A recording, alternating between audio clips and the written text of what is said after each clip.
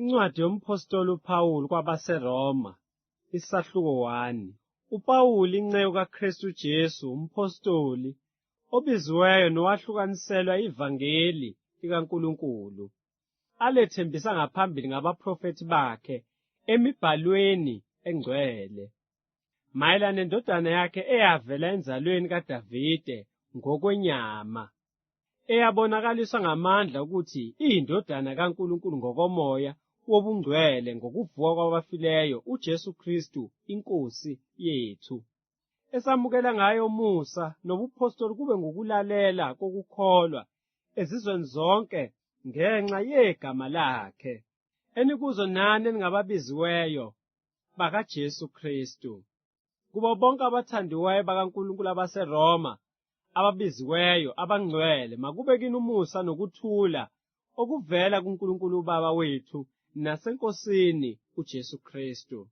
Kuqala-ke ngibonga uNkulunkulu wami ngoJesu Kristu ngani nonke, ngokuba ukukholwa kwenu kunconywa ezweni lonke. Ngokuba uNkulunkulu engimkhonza emoyeni wami ngevangeli lendodana yakhe, ungufakazi wami wokuthi ngokungaphezi ngiyanikhumbula. Njalo emkhulekweni yami nginxusa kuba uma kungenzeka ngentando kaNkulunkulu ngiphumelele ukufika kini, ngokuba ngilangazelela ukunibona ukuze nginabele isipho esithile somusa sokomoya ukuba niqiniswe, okungukuthi siduduzane kanye nani phakathi kwenu ngokukholwa kwethu okwenu nokwami.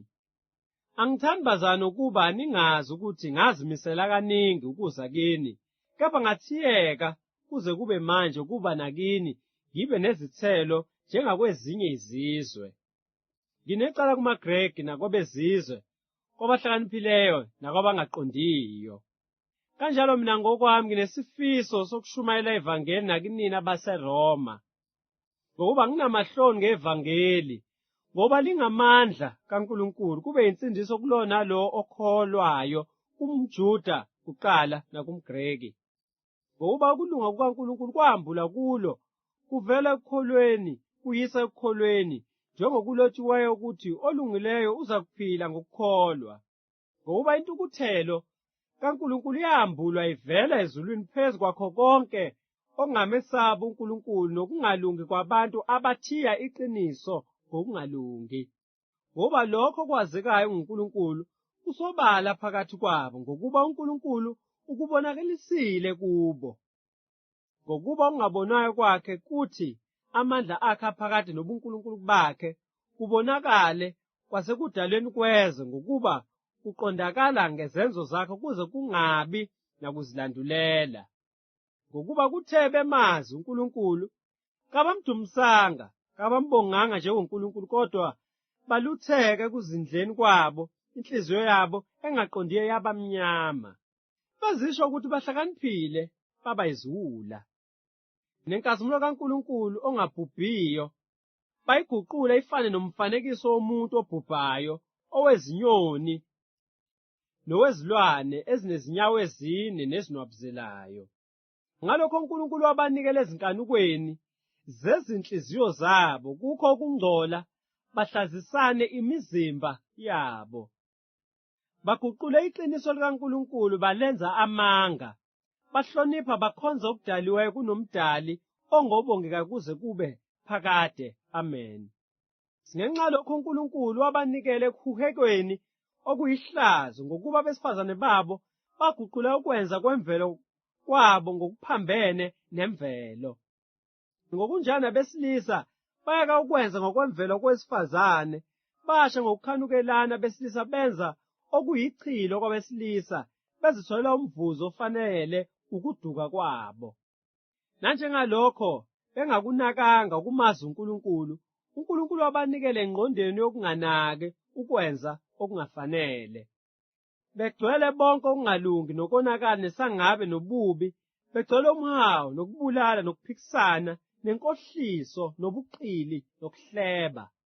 Beyizinyevuzi nabazonda uNkulunkulu nezidlova, nabazidlayo nabazigabisayo, nabaqambi bokubi, nabangalaleli abazali, nabangenangqondo, nabangathembekile, nabangenaluthando, nabangenasihawu, abathi besazi isimiso sokulunga sikaNkulunkulu sokuthi abenza okunjalo bafanele ukufa. Abenzi lokho kuphela, kodwa babuye bavumelane nabakwenzayo. KwabaseRoma 2.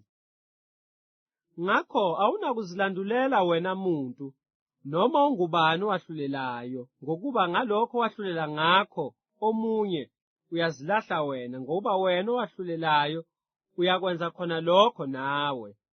Usiyazi ukuthi ukwahlulela kwaNkulunkulu kungokoqiniso kubehlele abenza okunjalo. Ucabanga lokho yini wena muntu owahlulela abenza okunjalo?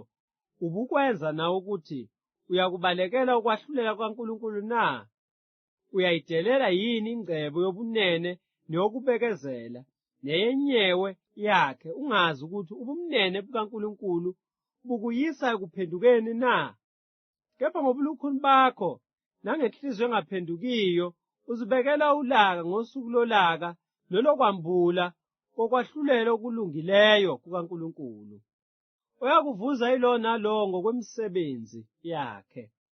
Labo bafuna ngokukhuthazela ekwenzeni okuhle, inkazimulo nodumo nokungabhubhi bothola ukuphila okuphakade. Kepha labo abanombango bengalaleli iqiniso, belalela okungalungi, bothola ulaka nentukuthelo. Usizi nokubandezela kuyakwehlela imiphefumulo yabantu bonke abenza okubi, umJuda kuqala nomGreki futhi. Kepha inkazimulo nodumo nokuthula kubo bonke abenza okuhle, kumJuda kuqala nakumGreki futhi, ngokuba kukho ukukhetha umuntu kuNkulunkulu. Ngoba bonke abonileyo bengenamthetho bayakubhubha bengenamthetho, kepha bonke abonileyo benomthetho bayakwahlulela ngomthetho.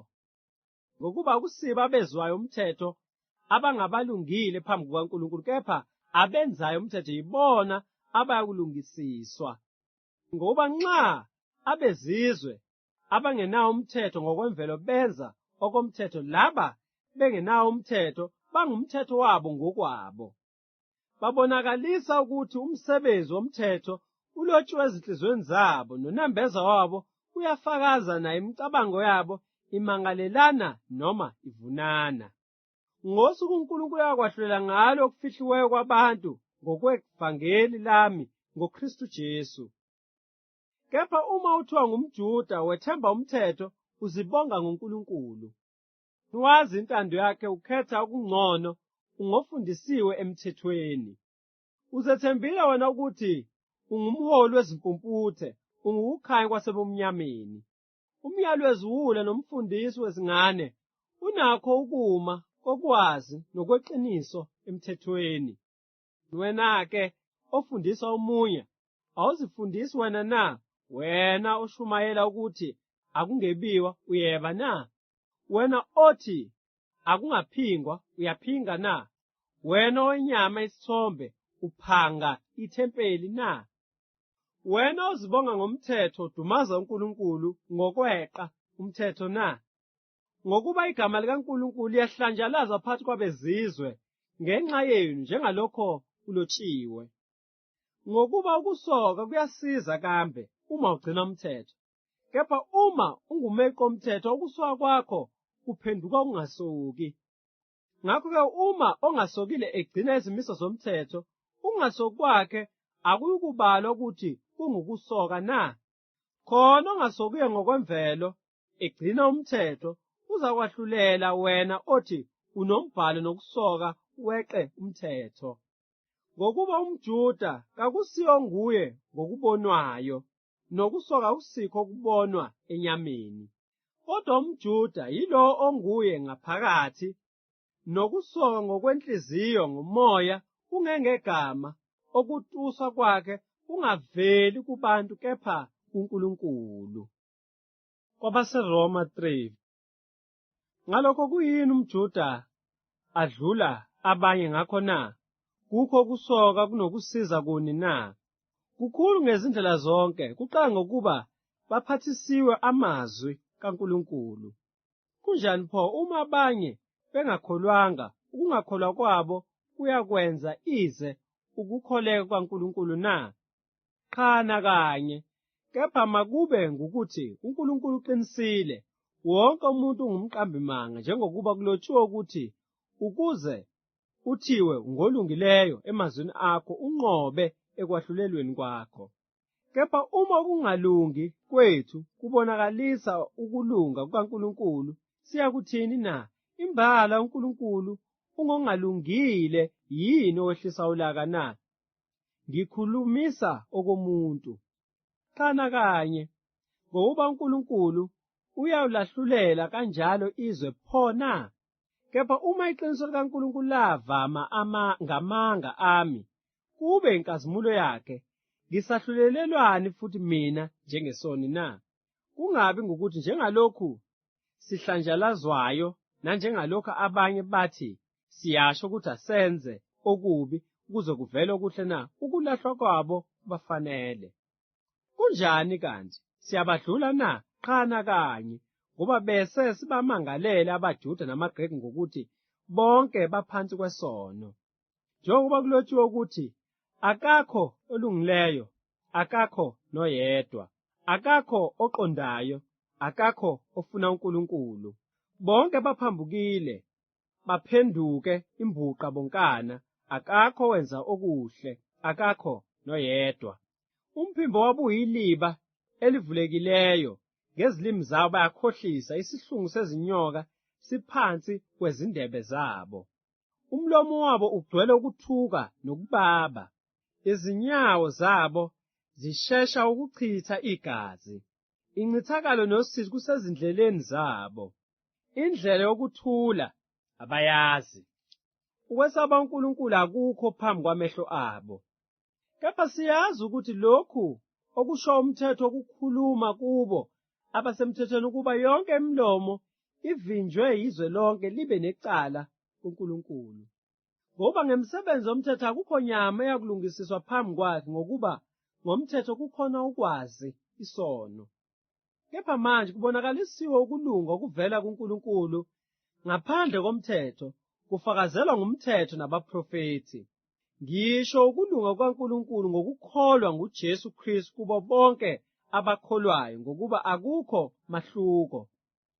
Ngoba bonke bonile basilalelwe inkazimulo kaNkulunkulu, balungisisiwe ngesihle ngomusa wakhe ngokuhlengwa okukuKristu Jesu. Amisileyo uNkulunkulu abe inhlawulo ngokukholwa egazini lakhe, kubonakaliswa ukulunga kwakhe ngokuyekelwa kwezono ezenziwe ngaphambili. Ekubekezeleni kukaNkulunkulu ukuba kubonakaliswa ukulunga kwakhe esikhathini samanje, kuzena abe ngolungileyo, abe ngumlungisisi walowo okholwa kuJesu. Ngakho kuphi ukuzibonga na? Kuvalelwe phandle. Ngamthetho muni na? Ngowemisebenzi na? Qhabo, kodwa ngomthetho wokukholwa. Ngakho-ke sithi umuntu ulungisiswa ngokukholwa ngaphandle kwemisebenzi yomthetho. Kumbe uNkulunkulu ungowabaJuda kuphela na? Kasiye nowabezizwe na? Yebo, nowabezizwe. Uma impela uNkulunkulu emunye, uyakulungisisa abasokileyo ngokukholwa nabangasokile ngokukholwa. Ngakho-ke umthetho siwenza ize ngenxa yokukholwa na? Qhana kanye, kodwa siyawuqinisa umthetho. KwabaseRoma 4:1. Ngakho-ke siyakuthi uzuzeni u-Abrahama ukhokho wethu ngokwenyama na? Verse 2. Ngokuba uma u-Abrahama walungisiswa ngemisebenzi, unakho ukuzibonga, kodwa phambi kukaNkulunkulu qha. Verse 3. Ngokuba umbhalo uthini na? Uthi, kepha u-Abrahama wakholwa nguNkulunkulu, wabalelwa ukuthi kungukulunga. Verse 4. Kepha kosebenzayo umvuzo awubalelwa ngokomusa, kodwa ngokwemfanelo. Verse 5. Kepha kongasebenziyo, kodwa ekholwa nguye olungisisa ongamesaba uNkulunkulu, ukukholwa kwakhe kubalelwa yena ukuthi kungukulunga. Verse 6. Njengalokhu noDavide esho ngokubusiswa komuntu, uNkulunkulu ambalela ukulunga ngaphandle kwemisebenzi ethi. Verse 7. babusisiwe abathethelele izeqo zabo nabazono zabo zishitshekelwe. Verse 8, ubusisiwe umuntu inkosi engayi kumbalela isono. Verse 9, ngakho-ke lokhu kubusiswa kuqonde nabasokile noma nabangasokile na? Ngokuba sithi ukukholwa kwabalelwa u-Abrahama ukuthi kungukulunga. Verse 10, pho kwabalelwa kanjani na? Esokile yini noma engasoki na? Akubanga esesokile kodwa engakasoki. Verse 11, wasamukela isibonakaliso sokusoka sibe luphawu lokulunga kokukholwa ayenakho engakasoki ukuba abe uyise wabo bonke abakholwayo bengasokile ukuze ukulunga kubalelwe kubona.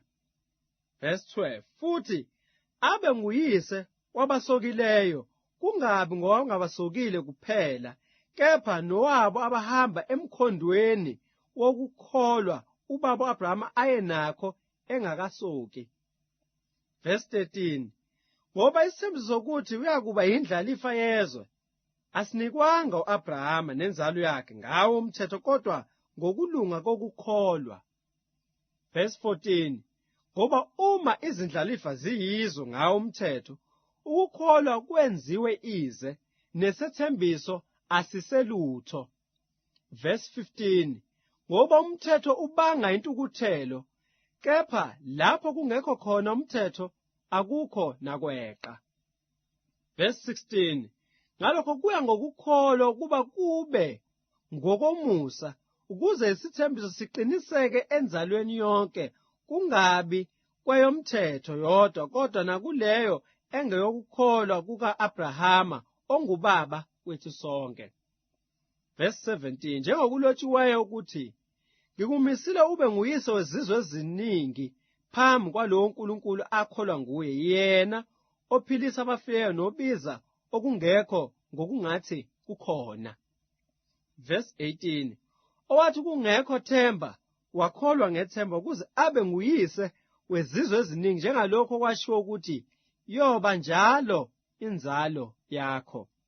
Verse 19, engabanga buthakathaka ekukholweni wabona umzimba wakhe obusufa eneminyaka engaba nge100 nesizalo sikaSara sifile. Verse 20, angabazanga ngesithembiso sikaNkulunkulu ngokungakholwa kodwa waqina ekukholweni enika uNkulunkulu udumo. Verse 21, eqinisekile ukuthi lokho akwethembisileyo unamandla nokukwenza. Verse 22, ngalokho-ke wabalelwa yena ukuthi kungukulunga. Verse 23, kepha akulotshwanga ngenxa yakhe yedwa ukuthi kwabalelwa yena. Verse 24, kodwa nangenxa yethu esiyakubalelwa khona thina esikholwa nguye owavusa uJesu inkosi yethu kwabafileyo. Verse 25, owanikelwa ngenxa yeziphambeko zethu wavuswa ngenxa yokulungisiswa kwethu. KwabaseRoma 5, ngakho lokhu sesilungisisiwe ngokukholwa sinokuthula kuNkulunkulu ngeNkosi yethu uJesu Kristu. Okungayi sinokungena ngokukholwa kulomusa esimkuwo, siyazibonga ekwethembeni inkazimulo kaNkulunkulu. Kepha akusikho lokho kuphela, kodwa sizibonga nangezinhlupheko ngokwazi ukuthi ukuhlupheka kuveza ukukhuthazela. Ukukhuthazela kuveza ukuqiniseka, ukuqiniseka kuveza ithemba. Ithemba lijabulisa ngokuba uthando lukaNkulunkulu lutheliwe ezinhliziyweni zethu ngoMoya oNgcwele esumphiweyo. Ngokuba sebuthakathaka uKristu wafela abangamesaba uNkulunkulu ngesikhathi esifaneleyo. Ngoba cishe kungenzeki ukuba umuntu afele olungileyo, kodwa mhlawumbe kungase kube khona ongaba nesibindi sokufela omuhle. Kepha uNkulunkulu uyabonakalisa ukusithanda wakhe ngalokhu ukuthi sisayizoni uKristu wasifela. Ngakho kakhulu sesilungisisiwe ngegazi lakhe, siyakusindiswa ngaye olakeni. Ngoba uma sathola ukubuyisana noNkulunkulu ngokufa kwendodana yakhe, siseyizitha, ikakhulu siyakusindiswa ngokuphila kwayo sesitholile ukubuyisana. Kepha akusikho lokho kuphela, kodwa sizibonga futhi ngoNkulunkulu ngeNkosi yethu uJesu Kristu esesamukelisiwe ngayo ukubuyisana. Ngakho-ke, njengalokho isono sangena ezweni ngamuntu munye, nangesono kwangena ukufa, ngokunjalo ukufa kwafikela abantu bonke, lokhu bonke bonile. Ngokuba isono sasikhona ezweni, kungabikho umthetho, kepha isono asibalelwa ungekho umthetho. Nokho ukufa kwabusa kusukela ku-Adamu kwaze kwaba kuMose, nakaphezu kwabangonanga ngendlela yeseqo sika-Adamu oyisifaniso sakhe obuyakuza. Kepha isipho somusa asinjengesiphambeko, ngokuba uma ngesiphambeko samuntu munye abaningi bafa, ikakhulu kwavama kwabaningi umusa nesipho sikaNkulunkulu ngomusa womuntu munye uJesu Kristu. Isipho asinjengokona kwalowo emunye, ngokuba uma ukwahlulela kwaba ngoyedwa kube ngukulahlwa, isipho somusa sona-ke saba ngeziphambeko eziningi kube ngukulungisiswa. Ngoba uma ngesiphambeko samuntu munye ukufa kwabusa ngalowo emunye, ikakhulu abamukele ukuvama komusa nokuvama kwesipho sokulunga bayakubusa ekuphileni kwalowo emunye uJesu Kristu. Ngalokho-ke, njengokuba ngasiphambeko sinye kwaba khona ukulahlwa kubantu bonke, kanjalo ngasenzo sinye sokulunga kwaba khona ukulungisiswa kukho ukuphila kubantu bonke. Ngoba njengalokhu ngokungalangaleli kwamuntu munye abaningi benziwa izoni, kanjalo ngokungaleli kwamuntu munye abaningi bayakwenziwa abalungileyo. Kepha umthetho wangena kuba isiphambeko sande, kodwa lapho kwavama khona isono, umusa wavama kakhulukazi. Ukuze njengalokho isono sabusa ngokufa, nomusa ubuse kanjalo ngokulunga kube ngukuphila okuphakade ngoJesu Kristu iNkosi yethu. KwabaseRoma 6. Ngakho siyakuthini na? Sihlale esonweni ukuze kuvame umusa na? Ha, nakanye. Thina esafa maqondana nesono singabuye sihambe kanjani kuso na? Kumba nazini ukuthi sonke sabhaphathiselwa kuKristu Jesu, sabhaphathiselwa kukho ukufa kwakhe na?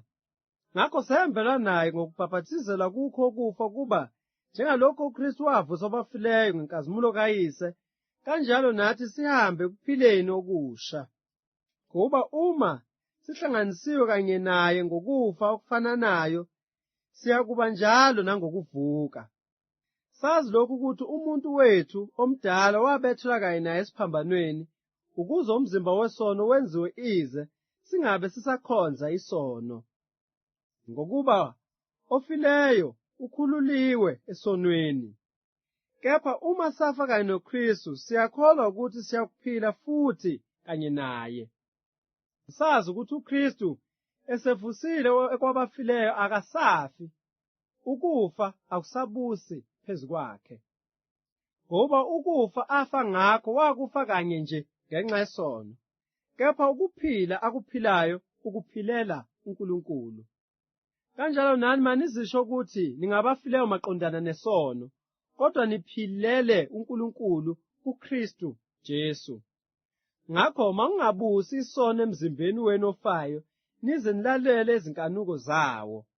Futhi ninganikeli izitho zenu esonweni zibe yizikhali zokungalungi, kodwa zinikeleni nina kuNkulunkulu njengabaphilayo bevukile abafileyo, nezitho zenu kuNkulunkulu zibe yizikhali zokulunga. Ngoba isono asikubusa phezu kwenu, ngokuba aniphansi komthetho, kepha niphansi komusa. Kunjani phona? Siyakona ngokuba singephansi komthetho, kodwa phansi komusa na? Cha, nakanye. Anazini ukuthi lowo enizinikela kuyo kuba nibe izinceku zokumlalela, nizinceku zakhe enimlalelayo, noma ezesono kube ngukufa, noma ezokulalela kube ngukulunga na? Kepha makabongwe uNkulunkulu ukuthi nina naniyizinceku zesono senilalela ngenhliziyo indlela yesifundiso enanikelwa kuyo, nokuthi senikhululiwe esonweni naba yizinceku zokulunga. Ngikhulumisa komuntu ngenxa yobuthakathaka benyama yenu, ngokuba Njengalokho nanikela izitho zenu zibe izinceku zamanyala nezokungalungi kwaba ngokungalungi, kanjalo nikelani manje izitho zenu zibe yizinceku zokulunga kube ukungcweliswa. Ngoba lapho nisezinceku zesono, nanikhululekile maqondana nokungalungi. Ngaleso sikhathi naninezithelo zini na eseninezinhloni ngakho manje, ngokuba ukugcina kwalokho kungukufa. Kepha manje senikhululiwe esonweni, nabangabakhonza uNkulunkulu, ninazo izithelo zenu kube ngukungcweliswa nasekugcineni ukuphila okuphakade. Ngokuba inkokhelo yesono engukufa, kepha isipho somusa sikaNkulunkulu singukuphila okuphakade kuKristu Jesu iNkosi yethu. KwabaseRoma 7. Kanti anazini bazalwane ngokuba ngikhuluma kwabawazi umthetho ukuthi umthetho uyabusa phezu komuntu ngesikhathi sonke esekhona na? Ngokuba owesifazane oganileyo uboshelwe ngomthetho endodeni isekhona, kepha nxa indoda isifile ukhululiwe emthethweni wendoda. Ngalokho-ke lapho indoda isekhona uyakuthiwa isiphingi uma eba ngowenye indoda, kepha nxa indoda isifile ukhululekile emthethweni, angebe yisiphingi uma eba ngowenye indoda. Kanjalo nani bazane bami, nani naba ngabafileyo maqondana nomthetho ngomzimba kaKristu, ukuba nibe ngabomunye lo wavuswa abafileyo, ukuze sithelele uNkulunkulu izithelo. Ngoba kwathi senyameni ukuhuheka kwezono okwavela ngomthetho kwasebenza ezithweni zethu ukuthelela ukufa izithelo. Kepha kalokhu sikhululiwe emthethweni, sifile maqondana nalokho esasibanjwa yikho kuba sikhonze emoyeni omusha, ungesegameni elidala. Ngakho siyakuthini na? Umthetho uyisono na? Cha nakanye. Kepha bengingasazanga isono uma bekungengomthetho, ngokuba ukufisa bengingakwazanga uma umthetho bungashongo ukuthi ungafisi. Kepha isono sathola ithuba ngomnyalo, sasebenza kimi ukufisa konke, ngokuba ngaphandle komthetho isono sifile. Mina-ke ngake ngahamba ngaphandle komthetho, kepha kwathi ukuba kufika umnyalo savuka isono.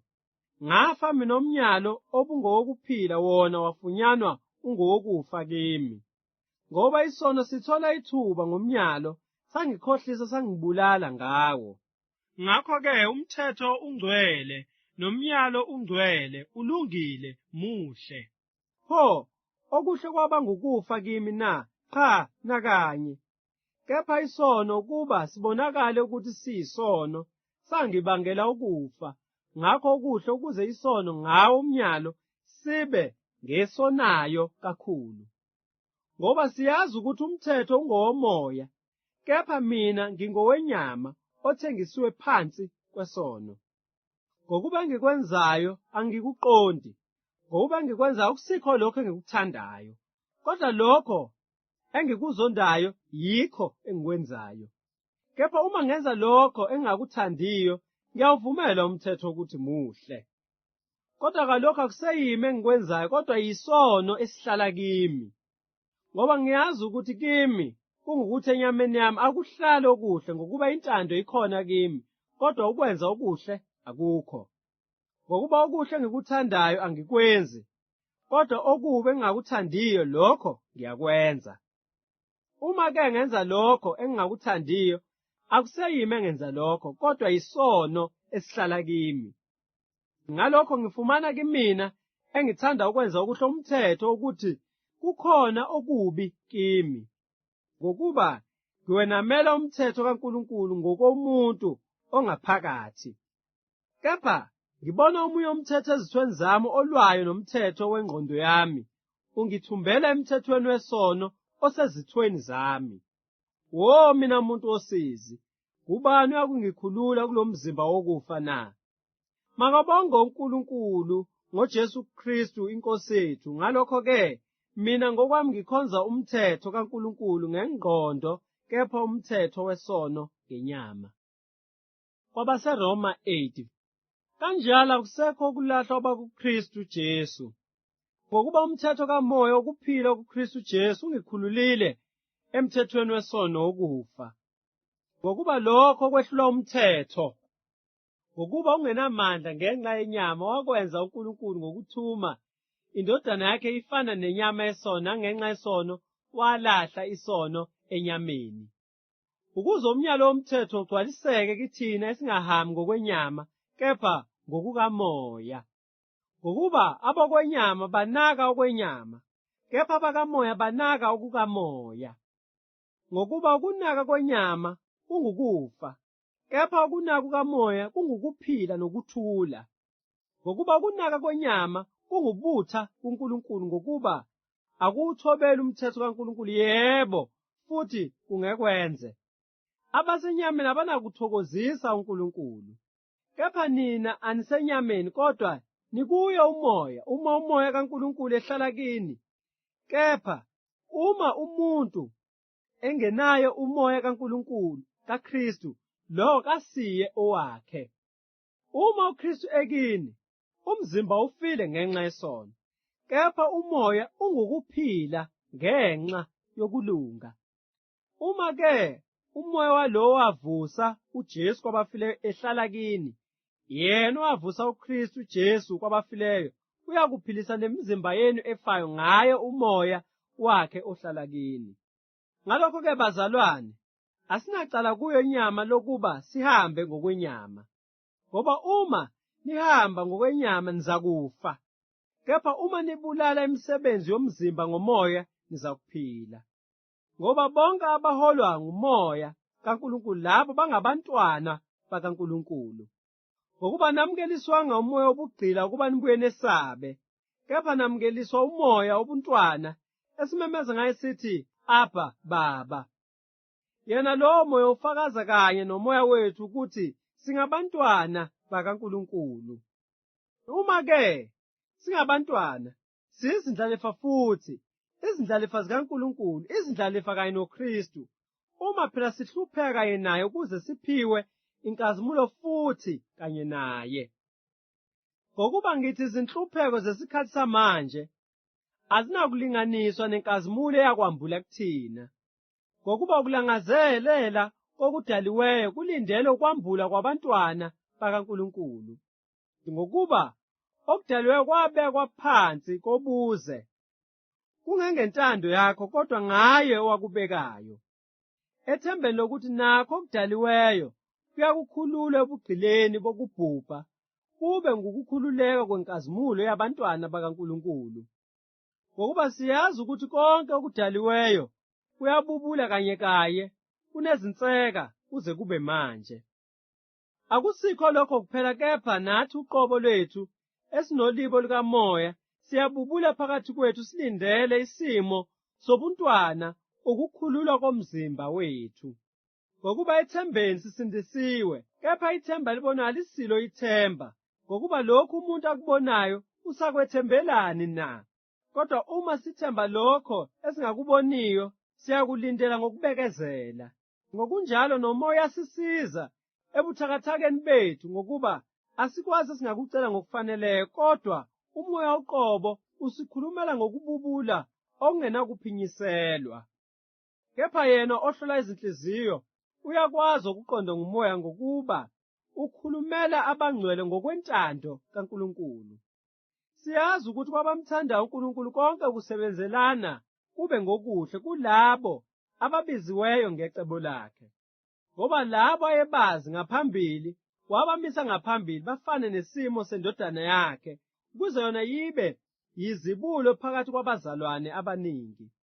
Labo abamisile ngaphambili ubabizile futhi, labo ababizile ubalungisisile futhi, labo abalungisisileyo ubaphile nenkazimulo futhi. Sesiyakuthini ngalokho na? Uma uNkulunkulu emngakithi ngubani ongamelana nathi na? Yena ongayigodlanga yakhe indodana, kepha wayinikela ngenxa yethu sonke, kungaba kanjani ukuba angasiphi konke kanye nayo na? Ubani ozakumangalela abakhethiweyo bakaNkulunkulu na? uNkulunkulu ngolungisisayo. Ubani olahlayo na? uKristu Jesu wafayo, yebo impela, owavuswa wabafileyo, ongawesokunene sikaNkulunkulu, kuyena osinxuselayo. Kubani uzasihlukanisa nothando lukaKristu na?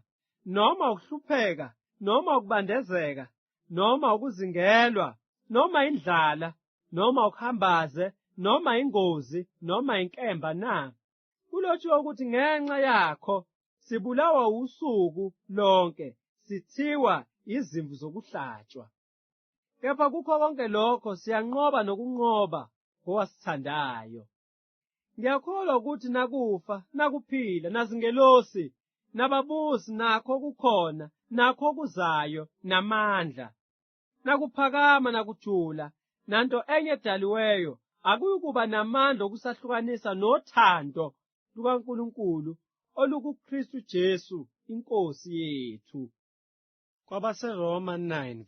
Ngikhuluma iqiniso kuKristu.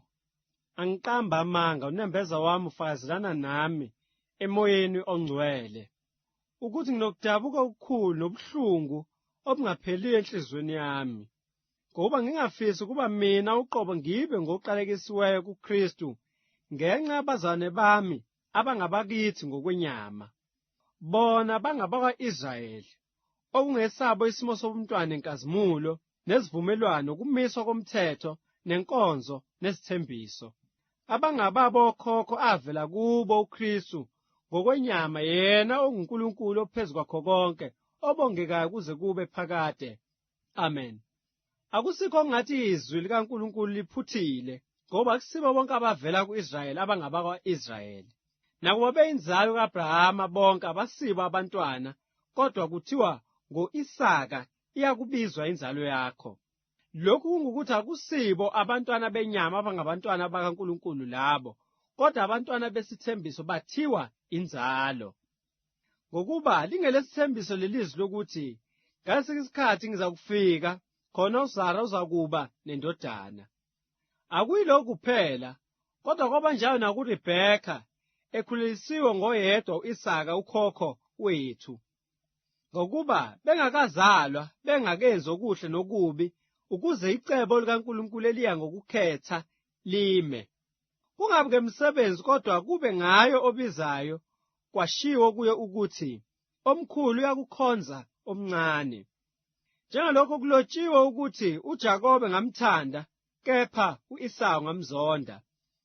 Ngakho siyakuthini na? Kukhona yini ukungalungi uNkulunkulu na? Qha nakanye. Ngoba kuMose uthi, ngizakumhawukela engimhawukelayo, ngimzwele engimzwelayo. Ngakho-ke akuyi ngentando nangokuzikhathaza komuntu, kodwa kuya ngokuhawukela kukaNkulunkulu. Ngoba umbhalo uthi kuFaro, ngakuphakamisela khona lokhu kuba ngibonakalisa amandla ami kuwe, nokuba igama lami lishunyayelwe emhlabeni wonke. Ngakho uhawukela lowo athanda ukumhawukela, umenza lukhuni lowo athanda ukumenza lukhuni. Usuza ukuthini kimi? Usasolelani yena na? Ngokuba ngubani ongamelana nentando yakhe na? Oh wena muntu, ungubani-ke wena ophikisana noNkulunkulu na? Okubunjiwe kungasho yini kowakubunjayo ukuthi, wangenzelani ngaba njena na? Nokuba kanamandla yini umbumbi ebumbeni ukwenza ngesigaxa sisinye isitsha esinye esihloniphekayo nesinye esingahloniphekiyo na? Uma pho uNkulunkulu ethanda ukubonakalisa ulaka nokuveza amandla akhe, wathola ngokubekezela okukhulu izitsha zolaka ezilungiselwe ukubhujiswa, ukuba bonakalise ingcebo yenkazimulo yakhe ezitsheni zomusa ayezilungisele inkazimulo ngaphambili. Thina sibizayo nathi kungesikho kubaJuda kuphela, kodwa nakwabezizwe. Njengalokho esho nakuHoziya ukuthi, ngiyakubiza abangesiso isizwe sami ngokuthi isizwe sami, nongathandiwe ngokuthi uthandiwe. Nasendaweni lapha kwathiwa kubo, anisibo abantu bami, lapho bakubiza ukuthi abantwana bakaNkulunkulu ophilayo. U-Isaya wamemeza ngo-Israyeli uthi, nokuba umumo wabantwana ba-Israyeli ungangesihlabathi solwandle, yinsalo yakusindiswa. Ngokuba inkosi yakufeza izwi layo emhlabeni, iliphelelise ikhawuleze. Njengalokho washo u-Isaya ngaphambili ukuthi uma inkosi Sebawoti ibangasishiyelanga inzalo, besiyakuba njengeSodoma sifane neGomora. Ngakho siyakuthini na ukuthi abezizwe bangafunisisanga ukulunga batholile ukulunga kambe okungokukholwa? Kepha Israyeli elandela umthetho wokulunga kafinyelelanga emthethweni. Ngani na? Ngokuba akubanga ngokukholwa kodwa kungathi ngemsebenzi baqhuzuka etsheni lokuqhuzula. Njengalokho kulotshiwe ukuthi, bheka ngibeka eSiyoni itshe lokukhubekisa nedwala lokuwisa, nokholwa yilo akayikujabha. KwabaseRoma 10. Bazalwane, ukulangazela kwenhliziyo yami nokunxusa kwami kuNkulunkulu ngabo kungukuba basindiswe. Ngokuba ngiyabafakazela ukuthi bashikisekela uNkulunkulu kodwa kungengokuqonda, ngokuba bengakwazi ukulunga kukaNkulunkulu, befuna ukumisa okwabo, abakuthobelanga ukulunga kukaNkulunkulu. Ngokuba isiphetho somthetho nguKristu, kube ngukulunga kubo bonke abakholwayo. Ngokuba uMose uloba ukuthi umuntu owenza ukulunga okuvela emthethweni uyakuphila ngakho. Kepha ukulunga okuvela ngokukholwa kusho ukuthi ungasho enhliziyweni yakho ukuthi ubani ozakwenyukela ezulwini na, okungukuthi ukwehlisa uKristu, nokuba ubani ozakwehlela kwalasha na, okungukuthi ukukhuphula uKristu kwabafileyo. Kepha kuthini na? Izwi liseduze nawe, emlonyeni wakho nasenhliziyweni yakho, okungukuthi izwi lokukholwa esilishumayelayo. Ngoba uma uvuma ngomlomo wakho ukuthi uJesu inkosi, ukholwe enhliziyweni yakho ukuthi uNkulunkulu wamvusa kwabafileyo, uyakusindiswa. Ngokuba umuntu ukholwa ngenhliziyo kube ngukulunga, ngomlomo uyavuma kube ngukusindiswa. Ngoba umbhalo uthi lowo okholwa akayikujabhiswa. Ngoba kukho umahluko phakathi komJuda nomGreki, lokhu yena uyinkosi yabo bonke, ubacabele bonke abakhuleka kuye. Ngokuba bonke abayikukhuleka egameni lenkosi bayakusindiswa. Kepha bayakukhuleka kanjani kuye abangakholwanga nguye na? Bayakukholwa kanjani abangezwanga ngaye na? Bayakuzwa kanjani kungekho oshumayelayo na? Bayakushumayela kanjani uma bengathunywa na? Njengokulotshiwe ukuthi, yeka, zinhle izinyawo zabashumayela izindaba ezinhle. Kodwa balilalelanga bonke ivangeli, ngokuba u-Isaya uthi, Nkosi, ngubani owakholwa ngesikuzwileyo na? Ngalokho-ke ukukholwa kuvela ngokuzwa, ukuzwa kuvela ngezwi likaNkulunkulu. Kepha ngithi, abezwanga yini na? Yebo, impela, izwi labo liphumele emhlabeni wonke, nokusho kwabo kuye nasemkhawulweni yelakhiweyo. Kepha ngithi, u-Israyeli wayengaqondi na? Kuqala uMose uthi, mina ngiyakunivusela umhawu ngabangesiso isizwe, nginithukuthelise ngesizwe esingenamqondo. Kepha u-Isaya unesibindi sokuthi, ngafunyana yilabo abangangifumananga, ngabona kulabo abangangibuzanga. Kodwa ngo-Israyeli uthi, usuku lonke ngelulela izandla zami kuso isizwe esingalaleliyo nesiphikayo. KwabaseRoma 11. Ngalokho ngithi uNkulunkulu usilahlile isizwe sakhe na? Qha kaye ngokuba nami ngingum'Israyeli wenzalo ka-Abrahama, wesizwe sakwaBhenjamini. uNkulunkulu akasilahlanga isizwe sakhe ayesazi ngaphambili. Kumbe anazini ukuthi umbhalo uthini ngo-Eliya ukuba umangalela u-Israyeli kuNkulunkulu ngokuthi, Nkosi, bababulela abaprofethi bakho, badilizela ama-alithare akho, mina ngisale ngedwa sebefuna ukungibulala nami na? Kepha impendulo kaNkulunkulu ithini kuye na? Ithi, ngizishiyela amadoda ayizinkulungwane eziyisi7 angaguqanga ngamadolo kuBhali. Kanjalo kukhona nangalesi sikhathi samanje insali ngokokukhetha komusa. Kepha uma kuya ngomusa, akusayi ngemsebenzi. Uma kungenjalo, umusa awuseyiwo umusa. Kunjani pho? Lokho Israyeli akufunayo akakufumananga, kepha abakhethiweyo bakufumana, abanye benziwa baba lukhuni. Njengalokho kulotshiwe ukuthi uNkulunkulu wabanika umoya wobuthongo, amehlo okungaboni nezindlebe zokungezwa kuze kube lusuku lwanamuhla. NoDavide uthi itafula labo malibe yisihibe nogibe, nesikhubekiso nempindiselo kubo. Kufiphazwa amehlo abo kuba angaboni, ugobo umhlane wabo njalo. Ngakho ngithi, bakhubeka kuba bawe na? Cha nakanye. Kepha ngesiphambeko sabo insindiso ifikile kwabezizwe ukubavusela umhawu. Kepha uma isiphambeko sabo siyingcebo yezwe, nokuncipha kwabo ingcebo yabezizwe, pho kakhulu kangakanani ukuphelela kwabo. Ngikhuluma kini nina bezizwe njengokuba mina ngingumpostoli wabezizwe, ngidumisa ukukhonza kwami, ukuba mhlawumbe ngingabavusela umhawu abenyama yami, ngisindise abanye kubo. Ngoba uma ukulahlwa kwabo kungukubuyiswa kwezwe, ukwamukelwa kwabo kungaba yini uma kungesikho ukuphila kwabafileyo na? Uma ulibo lungcwele nenhlama injalo, uma impande ingcwele namagatsha anjalo. Kepha uma kwaphula amanye amagatsha, wena-ke ongumgqumi wasendle wafakelwa phakathi kwawo, wahlanganyela nawo impande yamafutha yomqumo. Ungazigabisa phezu kwamagatsha, kepha uma uzigabisa akusuwe othwele impande, kepha impande ethwele wena. Uzakuthi-ke wena, amagatsha aphula ukuba mina ngifakelwe. Kulungile, aphula ngokungakholwa, wena-ke umi ngokukholwa. Ungazikhukhumezi, kepha yesaba. Ngoba uma uNkulunkulu engayekanga amagatsha emvelo, nawe angeze akuyeka. Bheka-ke, ububele nobukhali bukaNkulunkulu, ubukhali kulabo abawayo, kepha kuwe ububele bukaNkulunkulu uma uhlala ebubeleni. Uma kungenjalo uzakunqunywa nawe. Nalabo uma bengahlali ekungakholweni bayakufakazelwa ngokuba uNkulunkulu unamandla okubafakela futhi. Ngoba uma wena wanqunywa emnqunyweni ongowaselwandle ngemvelo, wafakela emnqunyweni omuhle ngokuphambene nemvelo, ikakhulu labo abangabemvelo bayakufakelwa emnqunyweni wakubo.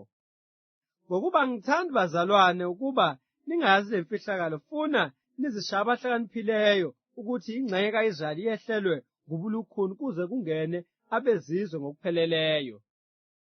Kanjalo Israyeli wonke uyakusindiswa, njengalokhu kulotshiwe ukuthi, kuyakuvela eSiyoni umhlangulisi asuse ukungalungi kukaJakobe.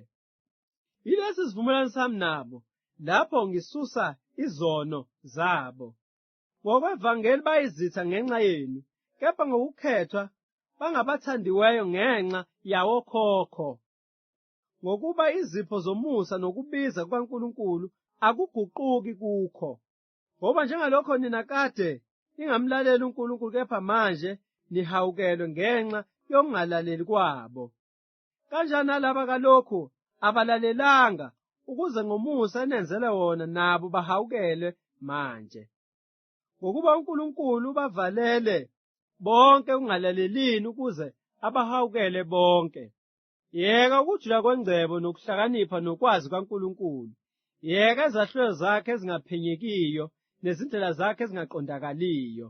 Ngokuba ngubani owazi umqondo wenkosi na? Nokuba ngubani owaba ngumluleki wayo na?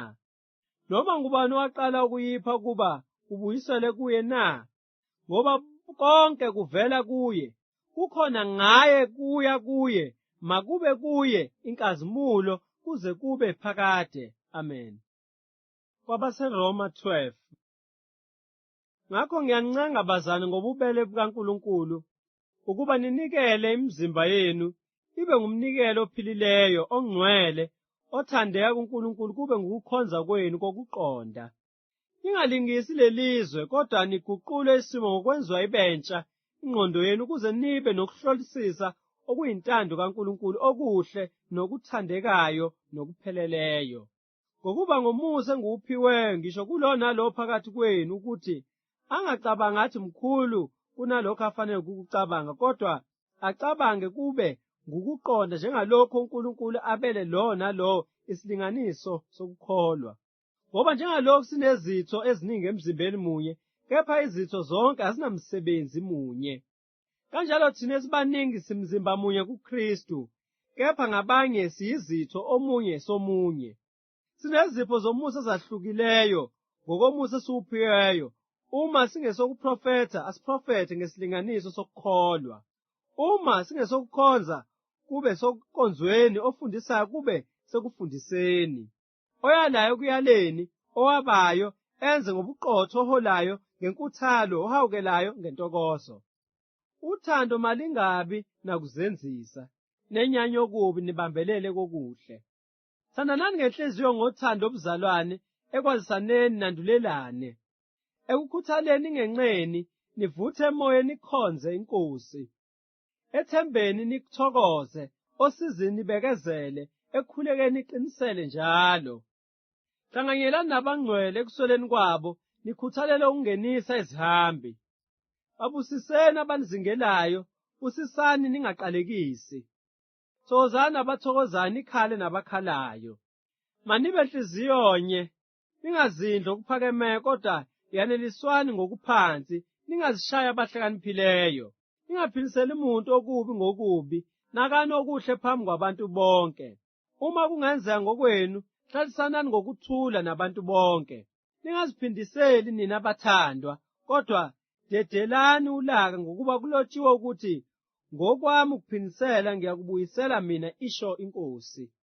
Kepha uma isitha sakho silambile, siphe sidle, uma somile siphuzise, ngokuba ngokwenza lokhu uyakube ufumbela amalahle avuthayo ekhanda laso. Unganqotshwa ngokubi, kodwa nqoba okubi ngokuhle.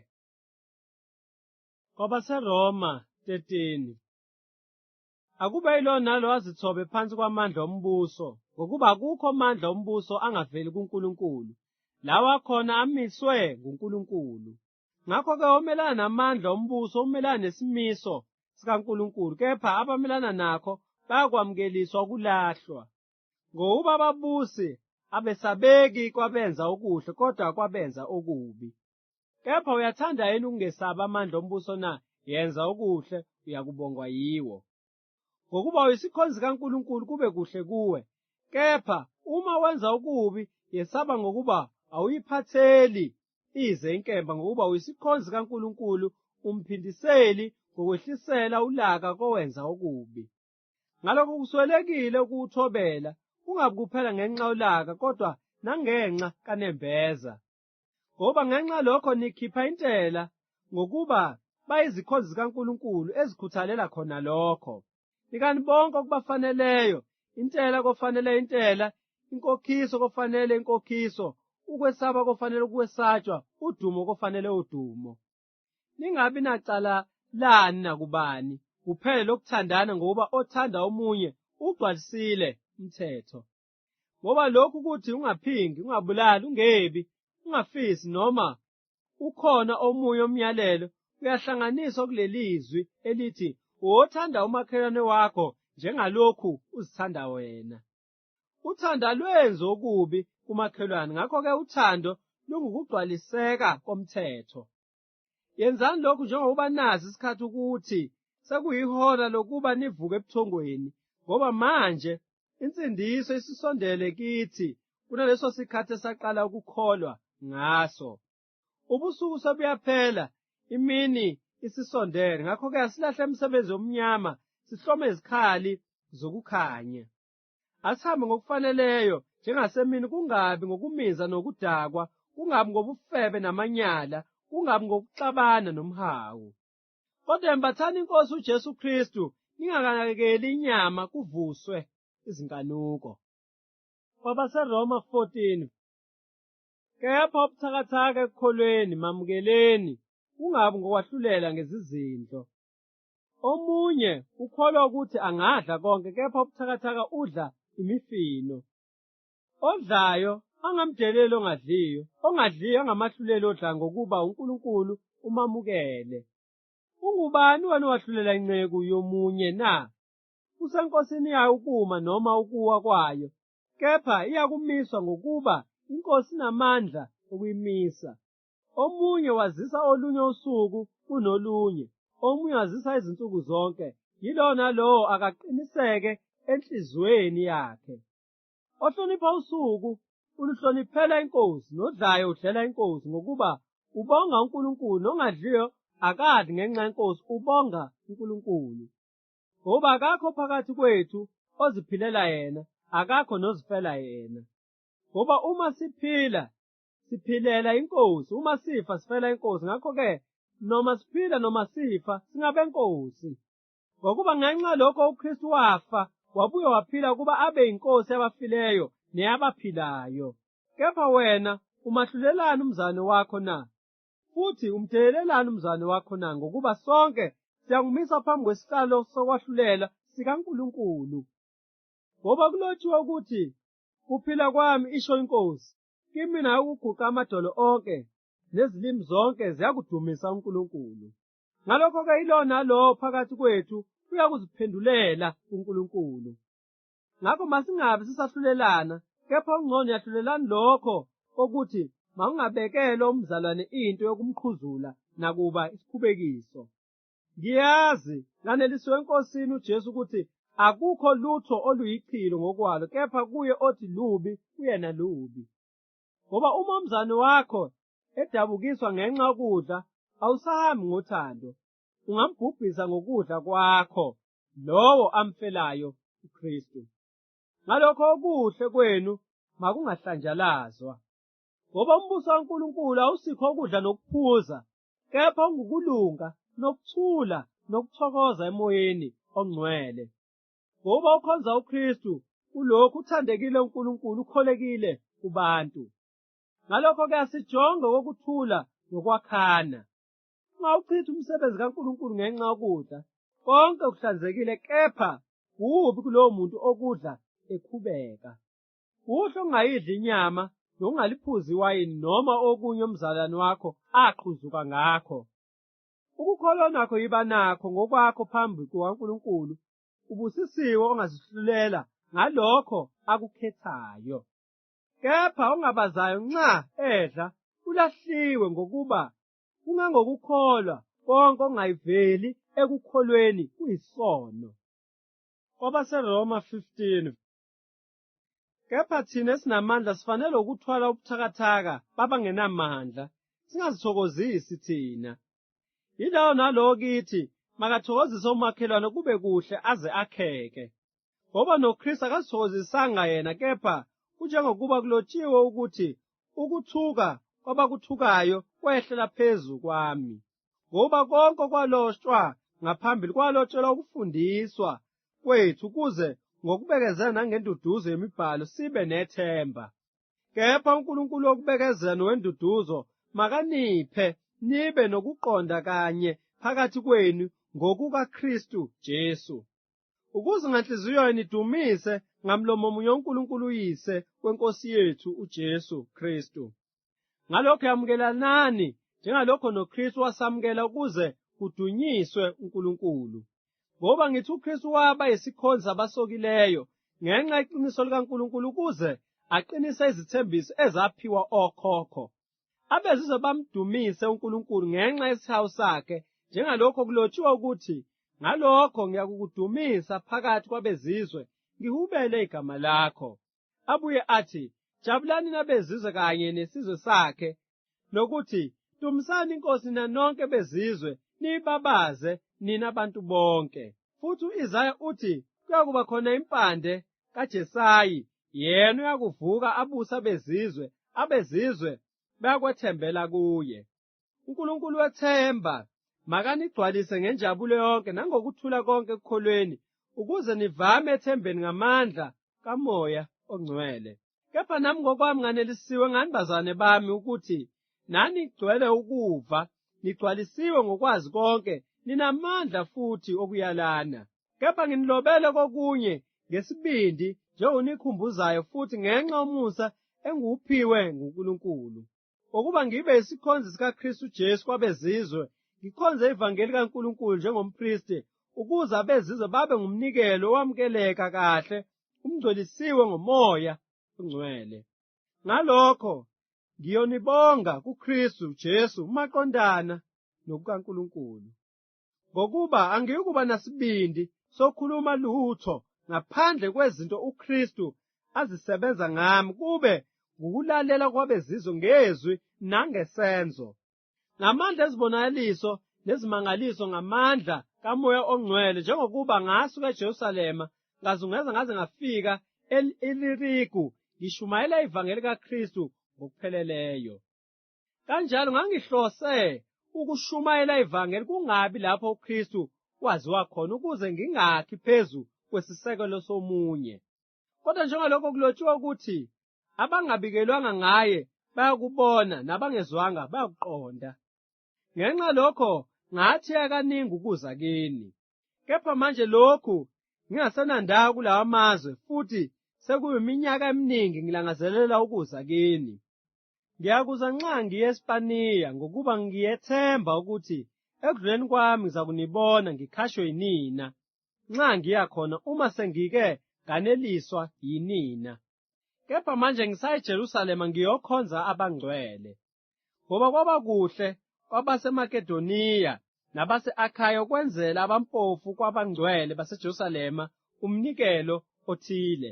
Kwaba kuhle ngokuba nembala banecala kubo, ngoba uma abezizwe behlanganyela nabo ezintweni zabo zokomoya, banecala futhi lokubakhonza ngezokwenyama. Ngakho nxa sengikufezile lokho, ngabeka leso sithelo esandleni sabo, ngizakuhamba ngidlule ngakini ngiye eSpaniya. Kepha ngiyazi ukuthi nxa ngifika kini ngizakuza nokugcwala kwesibusiso sikaKristu. Ngiyaninqangabazana ngenxa yeNkosi yethu Jesu Kristu nangenxa yothando laMoya, ukuba nilwe kanye nami ekungikhulekeleni kuNkulunkulu, ukuze ngihlanguliswe kwabakholwayo baseJudeya, nokuba lokho engikhonza ngakho eJerusalema kwamukeleke kahle kwabangcwele, ukuba ngize kini ngokuthokoza ngentando kaNkulunkulu, ngiphumule kanye nani. uNkulunkulu wokuthula makabe nani nonke. Amen. KwabaseRoma 16.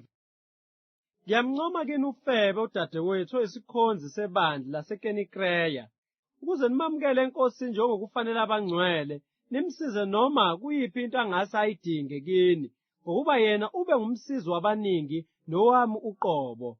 Khonzani koPriska no-Akwila, ezisebenzi ezikanye nami kuKristu Jesu, abadela ukuphila kwabo ngenxa yokuphila kwami, engibabongayo, kungeyimina ngedwa kodwa namabandla onke abezizwe. Khonzani nasebandleni elisendlini yabo. Khonzani ku-Efenetu, isithandwa sami, ongilibo lase-Asiya kuKristu. Khonzani kuMariya, owanisebenzela kakhulu. Khonzani ko-Anidroniku noJuniya, abayizihlobo zami, abayiziboshwa kanye nami, abaqhamileyo kubapostoli nabekuKristu ngaphambi kwami. Khonzani ku-Ampiliyatu, isithandwa sami eNkosini. Khonzani ku-Abanu, isisebenzi kanye nathi kuKristu, nakuStaku, isithandwa sami. Khonzani ku-Aphele, othembekileyo kuKristu. Khonzani kwabaka-Arisitolobulu. Khonzani kuHerodiyone, isihlobo sami. Khonzani kwabanakisu abaseNkosini. Khonzani koTrifina noTrifosa, abakhandleka eNkosini. Khonzani kuPhesisi othandekayo, owakhandleka kakhulu eNkosini. Khonzani kuRufo okhethiweyo eNkosini, nakunina engumame. Khonzani ko-Asinkiritu noFilegu noHeme noPatroba noHema nabazana abanabo. Khonzani koFilologu noJuliya, uNerewu nodadewabo, naku-Olimpa nakwabangcwele bonke abanabo. Bingelelani ngokwanga okungcwele ayakhonza kini onke amabandla kaKristu. Ngiyaninqangabazana ukuba niqaphele ababanga ukwahlukana nokukhubekisa, bephambene nesifundiso enafundiswa sona nina nahlukane nabo. Ngoba banjalo bayizikhonzi iNkosi yethu uKristu, bakhonza isisu sabo nangamazwi amahle namnandi, bakhohlisa izinhliziyo zabangenacala. Ngoba ukulalela kwenu kuzwakele kubo bonke. Ngakho-ke ngiyathokoza ngani, kepha ngithanda ukuba nihlakaniphe kokuhle, nibe ngabahlakaniphile kokubi. Kepha uNkulunkulu wokuthula uzawumchoboza masinyane uSathane phansi kwezinyawo zenu. Umusa weNkosi yethu uKristu mawube nani. Ukukhonza kini uTimotheyu isisebenzi, kanye nami, noLukiyu, noJasoni, noSosiphatru izihlobo zami. Mina Tertiyu engilobe lencwadi ngiyakhonza kini eNkosini. Uyakhonza kini uGayu ongingenise kwakhe mina nebandla lonke. Uyakhonza kini u-Erastu umphathisikhwama womuzi, noKwatu umzalwane. Umusa weNkosi yethu Jesu Kristu mawube nani nonke. Amen. Kuyo namandla okuniqinisa ngokwevangeli lami nentshumayelo kaJesu Kristu, ngokwambula kwemfihlakalo eyayifihliwe ngezikhathi zaphakade, kepha manje sibonakalisiwe ngemibhalo yabaprofethi ngokomnyalo kaNkulunkulu ongunaphakade, yazisiwe ezizweni zonke kube ngokulalela kokukholwa. Kuye uNkulunkulu onokwazi yedwa kube kuye inkazimulo ngoJesu Kristu kuze kube phakade. Amen.